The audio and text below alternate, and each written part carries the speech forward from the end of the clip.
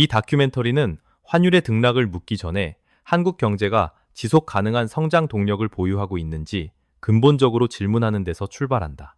전문가들은 환율 변동을 단기 현상으로 보기보다 국가 경제 구조와 산업 경쟁력을 함께 바라봐야 한다고 강조한다. 한국 경제는 미국과 중국의 기술 패권 경쟁 속에서 어떤 틈새 기술과 독자적 경쟁력을 확보하고 있는지 점검받고 있다. 메모리 반도체라는 강점이 존재하지만 인공지능과 차세대 기술을 선제적으로 준비하지 못한 한계도 분명히 드러난다.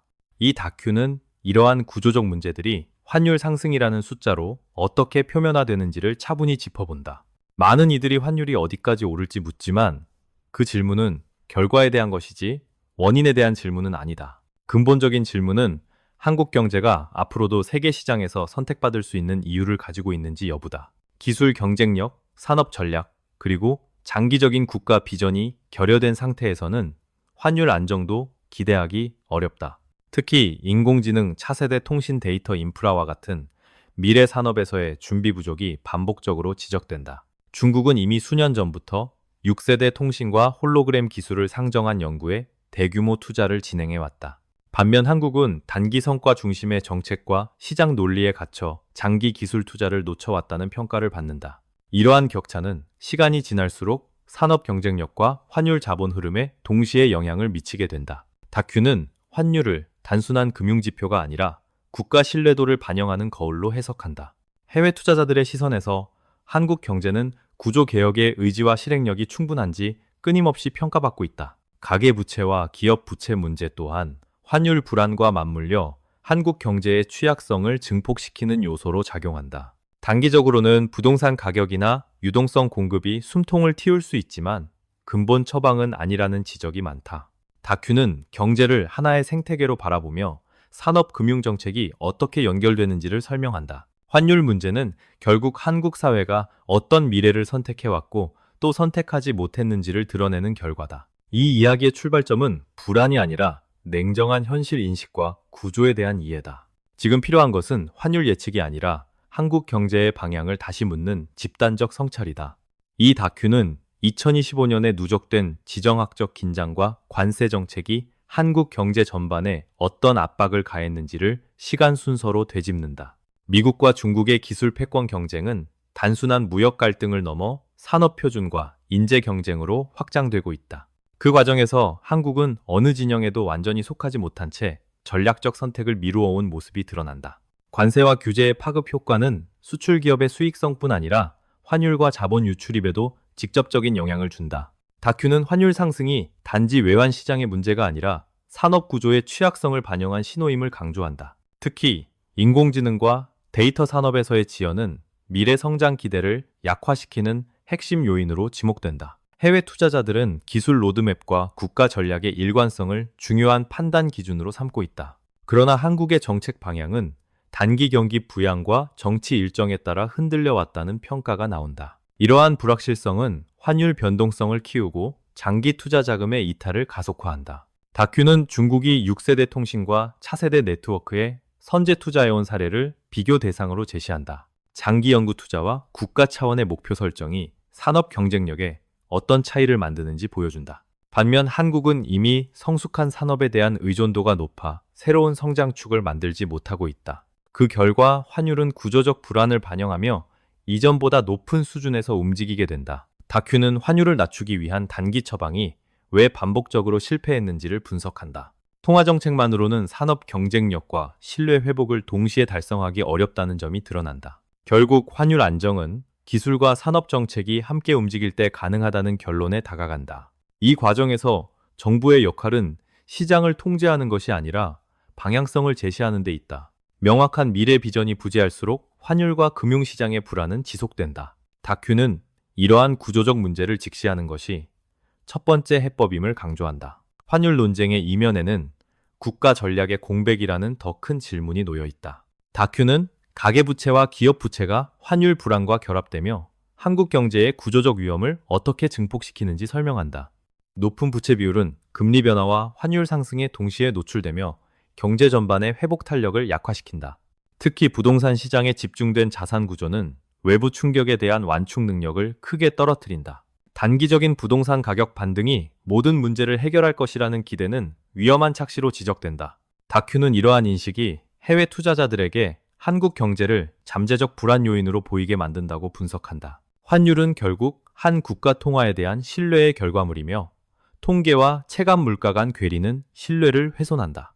공식 물가 지표와 국민이 느끼는 생활 물가의 차이는 정책 신뢰도에 직접적인 영향을 준다. 이 괴리가 커질수록 환율과 금융시장은 불안정한 반응을 보이게 된다. 다큐는 소비자 물가와 주택가격 금리 구조가 어떻게 연결되는지를 차분히 풀어낸다. 장기금리 구조가 현실을 반영하지 못할 경우 금융 시스템 전반에 왜곡이 발생한다. 이러한 왜곡은 외국인 투자자뿐 아니라 국내 경제 주체들의 판단에도 혼란을 준다. 결국 경제가 버틸 수 있는지에 대한 근본적 의문이 시장 전반에 퍼지게 된다. 다큐는 환율을 단기 변수가 아닌 구조 신호로 해석해야 한다고 거듭 강조한다. 부채 문제를 미루는 선택은 환율이라는 형태로 미래에 더 큰 비용을 남긴다. 이 과정에서 정책 당국의 일관성과 투명성은 무엇보다 중요한 요소로 부각된다. 불명확한 메시지는 시장의 불안을 키우고 환율 변동성을 확대한다. 다큐는 정책 신뢰와 환율 안정 사이에 긴밀한 상관관계를 시각적으로 보여준다.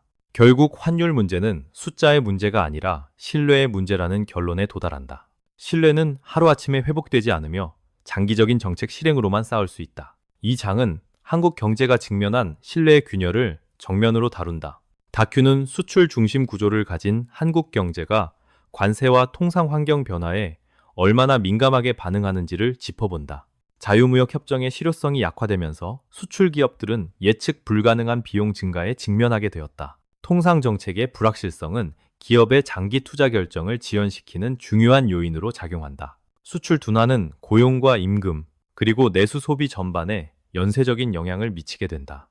다큐는 이러한 흐름이 환율과 물가에 동시에 압력을 가하는 구조를 설명한다. 특히 에너지와 원자재 수입 비용 증가는 환율 상승 국면에서 부담을 더욱 키운다. 환율 상승은 수입 물가를 자극하고 이는 다시 소비자 물가 상승으로 이어진다.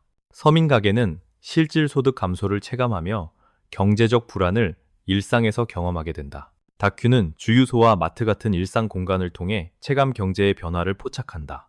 공식 지표가 안정적이라 해도 생활 현장에서 느끼는 압박은 전혀 다를 수 있다. 이러한 괴리는 정책 발표에 대한 국민 신뢰를 약화시키는 요인으로 작용한다. 다큐는 통계와 현실 사이의 간극이 어떻게 사회적 피로를 누적시키는지 보여준다. 환율 문제는 단지 금융시장 참가자만의 이슈가 아니라 모든 시민의 문제다. 수입 의존도가 높은 산업일수록 환율 변동의 충격은 더 크게 전달된다. 중소기업과 자영업자는 비용 상승을 가격에 전가하기 어려워 더 큰 압박을 받는다. 다큐는 이러한 부담이 경제 전반의 회복 속도를 늦추는 과정을 설명한다. 소비 위축은 다시 기업 매출 감소로 이어지는 악순환을 형성한다. 환율 상승 국면에서 정책 대응이 늦어질수록 이 악순환은 더욱 고착화된다.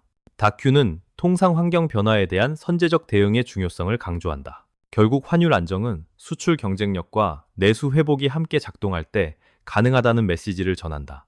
다큐는 미국의 통화 정책 변화가 글로벌 자본 흐름과 한국 환율에 어떤 파급 효과를 주는지 분석한다. 기준금리 인하 기대는 투자 심리를 자극하지만 동시에 자산 시장의 과열 가능성도 키운다. 미국 주식시장의 상승은 일부 대형 기술 기업에 집중되는 양상을 보이고 있다. 평균 지수의 상승이 모든 기업의 건전한 성장을 의미하지는 않는다는 점이 강조된다. 다큐는 이러한 현상을 버블 논쟁이 아닌 구조적 편중의 문제로 접근한다. 특정 기업에 집중된 자본은 시장 전체의 안정성을 약화시킬 수 있다. 연결된 기업 구조와 자본 흐름은 겉으로 드러난 지표보다 더 복잡한 위험을 내포한다. 다큐는 연결 재무 구조의 투명성이 왜 중요한지 사례를 통해 설명한다. 비상장 기업과 상장 기업 간의 자금 순환은 시장 신뢰의 핵심 요소로 떠오른다. 이러한 구조가 명확히 드러나지 않을 경우 불확실성은 더욱 확대된다. 글로벌 자본은 불확실성을 회피하며 상대적으로 안정적인 시장으로 이동한다. 이 과정에서 한국 시장은 환율과 자본 유출이라는 이중 압박을 받게 된다. 다큐는 환율이 단기 금리보다 글로벌 신뢰 흐름에 더 민감하게 반응함을 보여준다. 기술 주도의 성장 기대가 현실과 괴리될수록 조정의 위험은 커진다. 조정 국면은 언제나 예고 없이 찾아온다는 점이 반복해서 강조된다. 다큐는 투자자들에게 속도보다 구조를 보라고 조언한다. 빠른 판단과 추격 매수는 변동성이 큰 시기에 더 큰 위험을 초래한다. 장기적 관점의 투자와 정책 판단이 필요한 이유가 여기서 드러난다. 금융시장의 방향은 결국 실물 경제의 기반 위에서 결정된다. 이 장은 글로벌 금융 환경 속에서 한국 환율이 놓인 위치를 조망한다. 다큐는 환율이 다시 하락 국면으로 전환되기 위해 필요한 조건들을 구조적으로 정리한다. 첫 번째 조건은 중국과 일본 통화 흐름이 안정 국면에 들어서는 여부다. 주요 아시아 통화가 약세를 멈추지 않는 한 원화의 단독 강세는 기대하기 어렵다. 일본의 통화 정책 변화에도 불구하고 엔화가 제한적으로 반응한 사례가 참고된다. 이러한 환경에서는 원달러 환율 역시 높은 범위에서 등락을 반복할 가능성이 크다. 다큐는 환율이 국내 변수보다 글로벌 통화 흐름에 더 크게 영향을 받는 시기를 설명한다. 환율 상승은 소비자 물가를 자극하며 서민 생활의 부담을 가중시킨다. 특히 에너지와 식료품 가격은 환율 변화에 즉각적으로 반응한다. 체감 물가의 상승은 소비 심리를 위축시키고 내수 회복을 어렵게 만든다. 다큐는 이러한 압박이 고용시장에 전이되는 과정을 단계적으로 보여준다. 건설과 내수 산업의 침체는 일자리 감소로 이어질 가능성이 높다. 고용 불안은 다시 소비 위축으로 이어지며 경제 전반의 악순환을 강화한다. 다큐는 최근 파산과 구조조정 사례를 통해 이러한 흐름을 구체화한다. 단기적인 재정 지출 확대는 일시적 완충 역할을 할 수 있지만 지속 해법은 아니다. 선거를 앞둔 재정 정책은 경기 회복 착시를 만들 위험을 내포한다. 다큐는 이를 환각 효과에 비유하며 냉정한 판단의 중요성을 강조한다.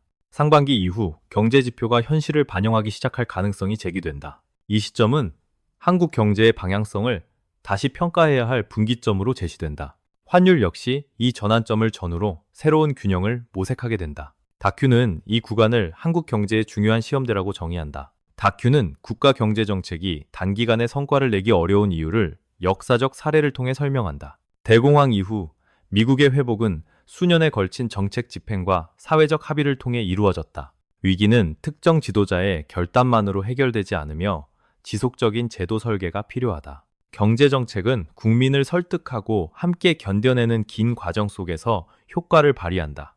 다큐는 한국이 지난 수십 년간 장기 비전을 충분히 축적하지 못한 점을 지적한다.